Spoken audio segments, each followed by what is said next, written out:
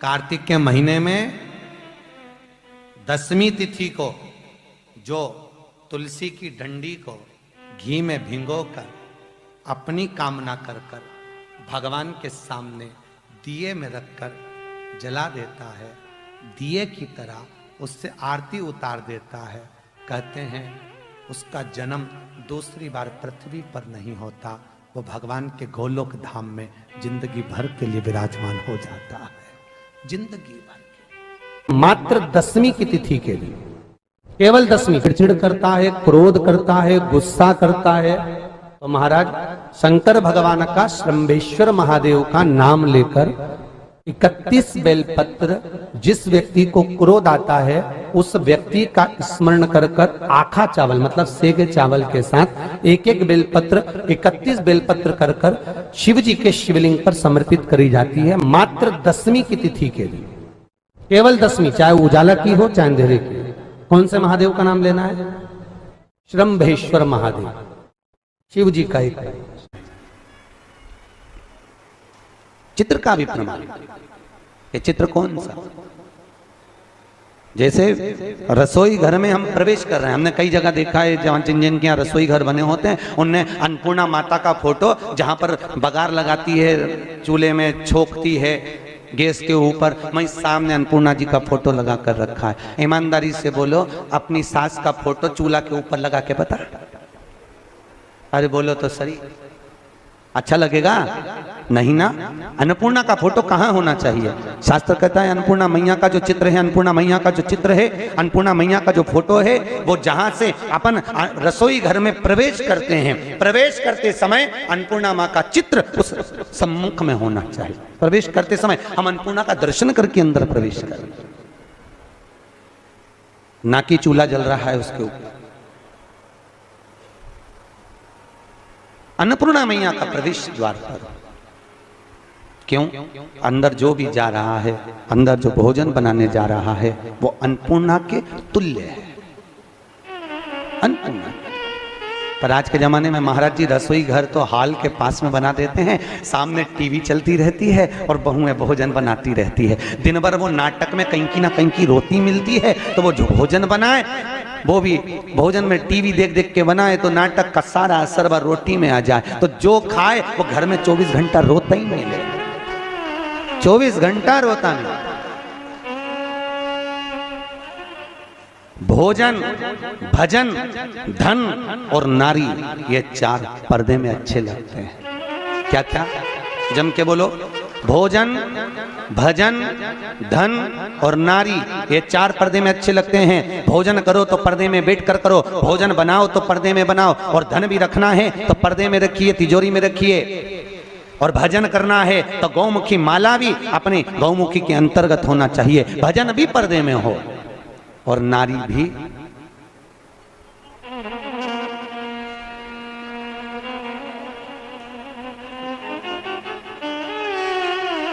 अब आज 3रा दिन हो गया, बोलना नहीं पड़े जी जियो, हमारा क्या जाए, हम तो बोल देते हैं कि देखो ये सब चीजों का बड़ा प्रमाण है। जरा सा वो भोजन,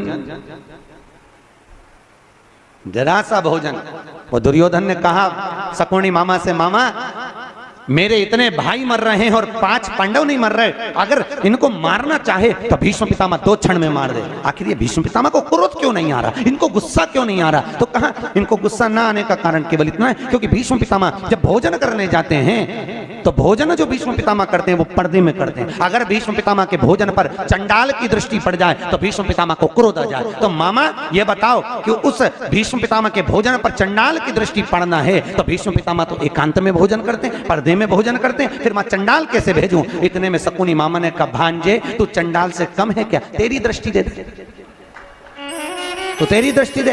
और जैसे दुर्योधन ने कहा, मामा तो मुझे चंडाल कह रहे हो? नहीं कह नहीं रहा, मैं तो प्रैक्टिकल करने की बात कर रहा हूं, प्रैक्टिकल करके देख ले। और जैसे ही दुर्योधन ने भीष्म पितामह के भोजन पर अपनी दृष्टि दी, और आज भीष्म पितामह ने संकल्प ले लिया कि कल का सूर्यास्त होते हुए अर्जुन नहीं देख पाएगा, मात्र भोजन करा और बुद्धि बिगड़ गई। ये भोजन का असर है।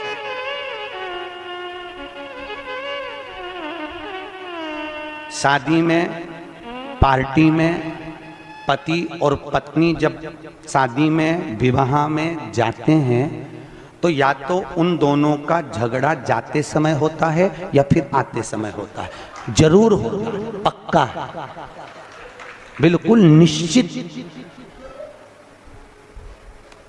अगर अभी जाते समय अच्छे से जा रहे हैं दोनों स्माइल देते हुए, तो जब गाड़ी पे आएंगे तो वो आगे चलाता रहेगा और ये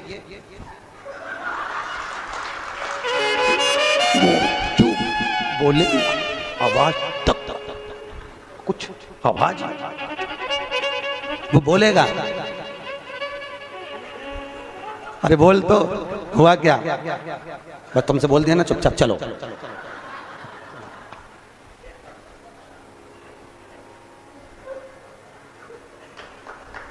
चलो चुपचाप, क्यों? अब कोई समझ तो पाया नहीं, कथा में समझ जा। भोजन का असर है, जैसा खाया अन्न वैसा हो गया मन। हमारे अग्रवाल जी द्वारा रोज कथा के बाद में प्रतिदिन शाम को भंडारा प्रसादी रखी जाती है। क्यों? क्योंकि जो भोजन बन रहा है उसमें यहाँ की कथा का पूरा प्रेशर पड़ रहा है और वो अन्न शुद्ध होता जाता है। तो जितना खाकर जाएंगे घर जाकर भी रात में भी सपने में शंकर जी नजर आएंगे, सपने में भी भोलेनाथ दिखेगा। और शादी पार्टी में से भोजन कर कर आओगे, अब रहने दो कथा पे चले, तो सपने में भी कुछ नहीं दिखना। भोजन का जैसा खाया अन्न वैसा हो गया मन। भोजन का बड़ा असर, जैसा पिया पानी वैसी हो गई पानी, और जैसा पिया दूध वैसा बन गया बुद्ध। बुद्धि कैसे से बनती है? दूध से। गौ माता का दूध पियोगे तो गाय जैसे निर्मल हो जाओगे, थैली का पियोगे तो थैली, डब्बा पियोगे तो डब्बा। तुम जैसा दुग्ध का पान कर रहे हो वैसी अपनी प्रवृत्ति बन रही है। भीष्म गीता के अंतर्गत भीष्म पितामह ने बाणों की सैया पर पड़े रहकर अर्जुन को ज्ञान उपदेश दिया। अर्जुन, 4 तरह का भोजन बेकार होता है। अर्जुन ने पूछा, महाराज कौन कौन सा पितामह? पितामह ने कहा 4 तरह का भोजन बेकार है। पहला, अर्जुन, जिस भोजन की थाली को कोई लांग कर चले जाए वो नाली में पड़े हुए कीचड़ के बराबर है। दूसरे नंबर का भोजन, जिस भोजन की थाली में ठोकर लग गई वो कीचड़ के बराबर है। और तीसरे नंबर का भोजन, जिस भोजन की थाली में केश पड़ा हो, बाल पड़ा हो, वह दरिद्रता प्रदान करने वाला होता है। और चौथे नंबर का भोजन, अर्जुन सुन, पति और पत्नी अगर एक ही थाली में साथ बैठकर भोजन कर रहे हो तो वो मदिरा के बराबर होता है, मदिरा के तुल्य है। और अर्जुन, पति के जीवने के बाद अगर पत्नी उसी थाली में भोजन करती है तो वो चारों तीर्थों के मंदिर के प्रसाद से बड़ा महाप्रसाद बन जाता है। उस प्रसाद को वो ग्रहण कर। अब तुम्हें सास कितना समझाती है, बेटा साथ में बैठ के मत खाओ, पर तुम्हें बुरा लगता है। तुम्हें लगता है बताओ ये तो हमारा भला ही नहीं चाहती, हमारा बुरा चाहता। भैया वो क्यों कह रही है उसको मालूम है कि ये भोजन श्रेष्ठ नहीं होगा। हाँ, अगर दोनों को साथ बैठ के खाना है तो 2 थाली लगाओ, एक साथ बैठो, एक साथ खाओ, मना नहीं है। पर भोजन की एक थाली में दोनों को भोजन नहीं करना चाहिए।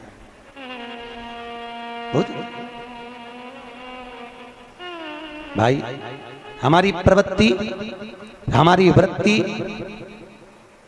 हमारा सुख, हमारा मन भजन, भोजन, धन और नारी पर्दे में श्रेष्ठ लगे। हमारे यहाँ तुलसी के कुंड का भी निवान आप लोग कई बार देखे होंगे, किसी किसी के यहाँ चौकोर तुलसी का क्यारा होता है, कुंडा होता है, वो वंश बढ़ाता है। षडाकृति का है, वो धन देता है, संपदा देता है। दोष हमारा है, हम तुलसी के कुंडे के नीचे शंकर जी को रख देते हैं। क्यों? कि यहीं तुलसी जी को पानी चढ़ाएंगे, यहीं शंकर जी को चढ़ा देंगे। दोष है। तुलसी के कुंड के नीचे हम सर्पदेव को रख देते हैं, नाग देवता रख देते हैं, पानी चढ़ाएंगे, पात्री रख देते हैं, नहीं, दोष।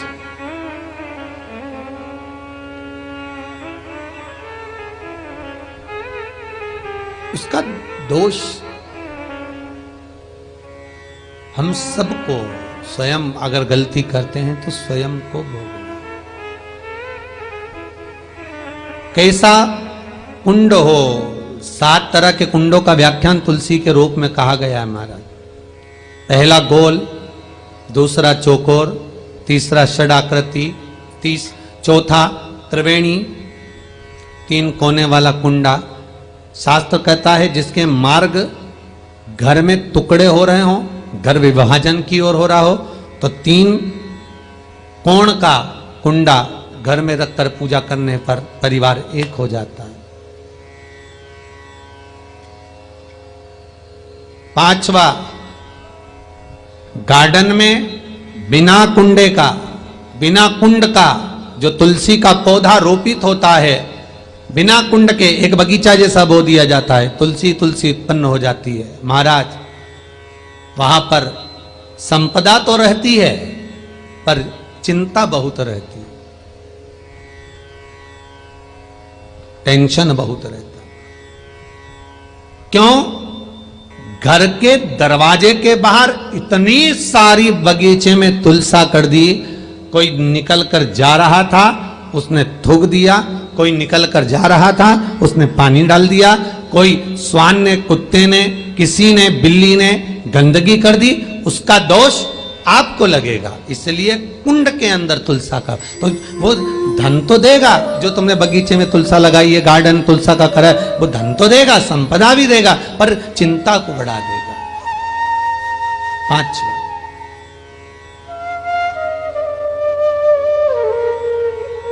महाराज 6, तुलसी के कुंड को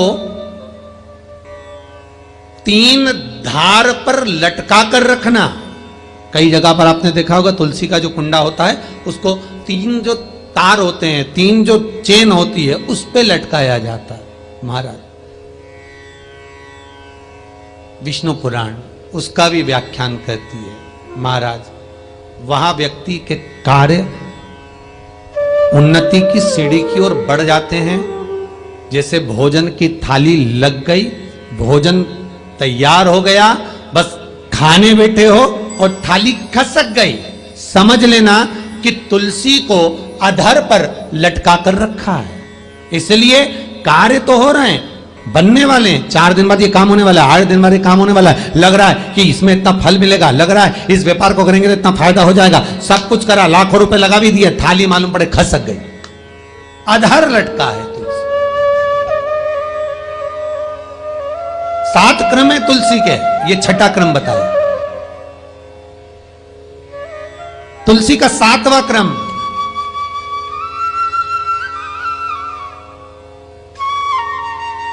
तुलसी का 7वां क्रम है। महाराज तुलसी का कुंडा जैसा घर के आंगन में है, तुलसी का कुंड जैसे घर के आंगन में विराज रहा है, ऐसा ही छोटा सा कुंड भगवान के लिए रोपित करें। प्रतिदिन भगवान की सेवा करते समय तुलसी का कुंड सम्मुख रखकर उसकी आराधना करना, फिर उस कुंड को वापिस बाहर ले जाकर रखना, फिर दूसरे दिन पूजन के समय पर कुंड को लाकर रखना। हम तो यहां तक कहते हैं, विष्णु पुराण गर्ग संहिता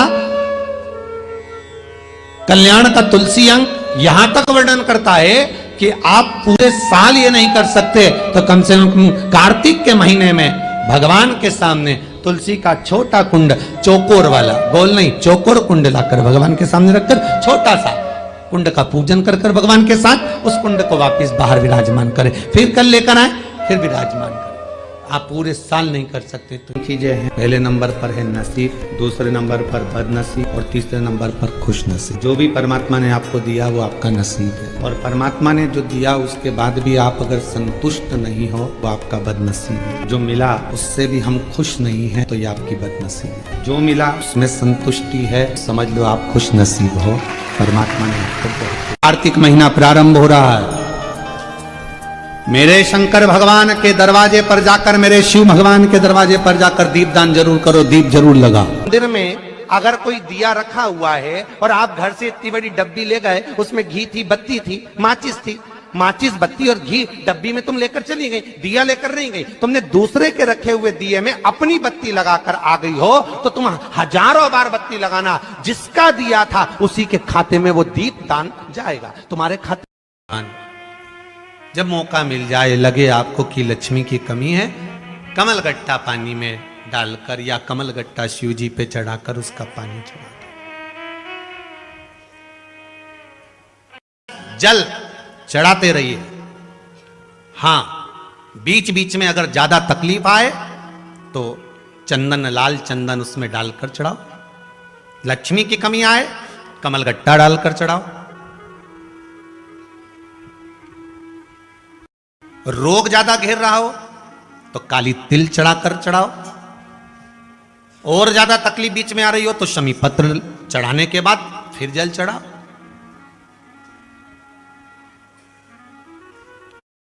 शमी पत्र का जो विधान है वो 2 बार चढ़ाने का होता है। एक बार अगर आप किसी कामना से शमी पत्र चढ़ा रहे हो तो शमी पत्र पहले शिवलिंग के ऊपर चढ़ाया जाता है, उसके बाद जल चढ़ाया जाता है। जब जल चढ़ जाए, दूध चढ़ जाए, पंचामृत स्नान आदि सब हो जाए, उसके बाद आप देवाधिदेव महादेव की जब पूजन करें, अर्चना करें, आराधना करें, शमी पत्र बेल पत्र फिर समर्पित कर देंगे, फिर पुनः समर्पित कर देंगे। शमी पत्र चढ़ाकर आप भगवान शिव के सामने आकर ब्रह्मा जी ने भी झूठ बोल दिया, केतकी के फूल ने भी झूठ बोल दिया, गौ माता ने भी झूठ बोल दिया, सब झूठ बोले, पर मेरे नारायण झूठ नहीं बोले। मेरे नारायण ने सत्य कहा कि मुझे भगवान शिव के चरण नहीं मिले, तो भगवान शंकर ने कह दिया कि हे नारायण, आपने सत्य कहा है, इसलिए आपका नाम सत्य नारायण होगा। पूरी सृष्टि में आपकी पूजन होगी और लोग आपकी पूजन कर कर फल प्राप्त करेंगे।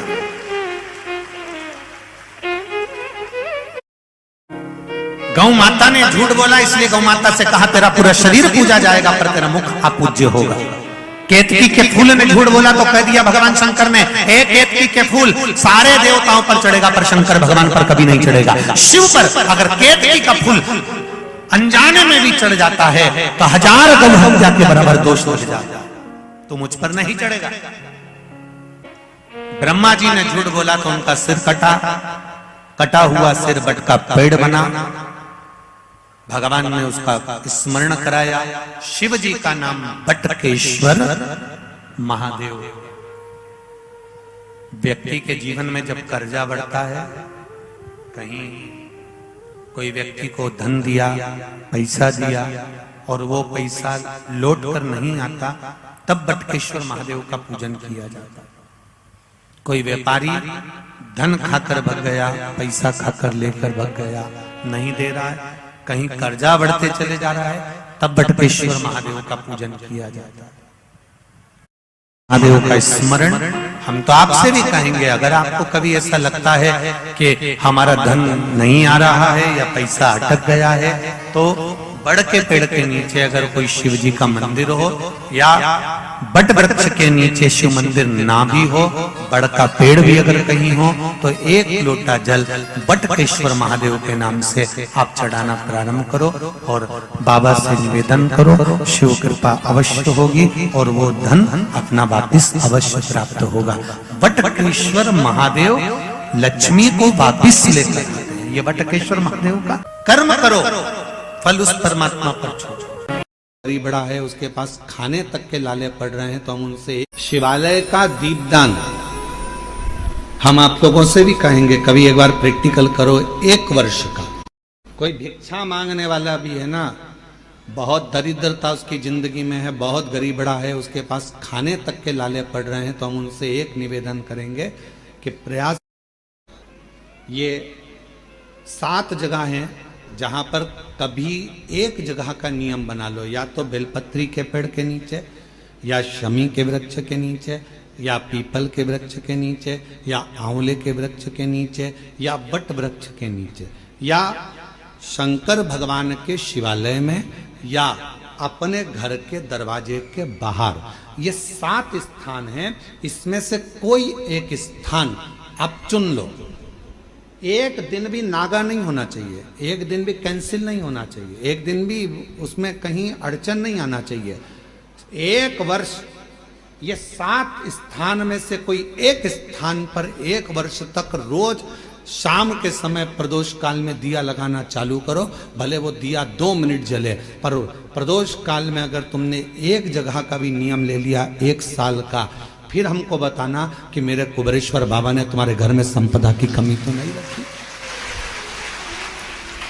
वो भंडार भरने में कमी नहीं रखता, भंडार भरता। एक स्थान चुन लो, या तो पीपल का वृक्ष चुन लो, या आंवले का वृक्ष चुन लो, या फिर शमी का वृक्ष चुन लो, या फिर आप बेलपत्री का या बट वृक्ष।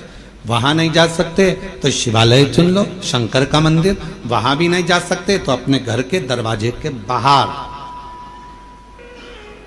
एक दीपक लगाने की क्रम प्रारंभ कर दीजिए। एक दीपक, धीरे धीरे आपका परिश्रम, आपकी मेहनत, आपका संघर्ष और आपकी मेहनत के साथ में जो तुम दीप लगा रहे हो, मेरा भोले बाबा दरवाजे पर लगाया हुआ दीप हो, चाहे वृक्ष के नीचे का दीप हो, चाहे शिवालय का दीप हो, वो हमारे मार्ग प्रकाशित करते चले जाता है और हमें रास्ता देते चले जाता है।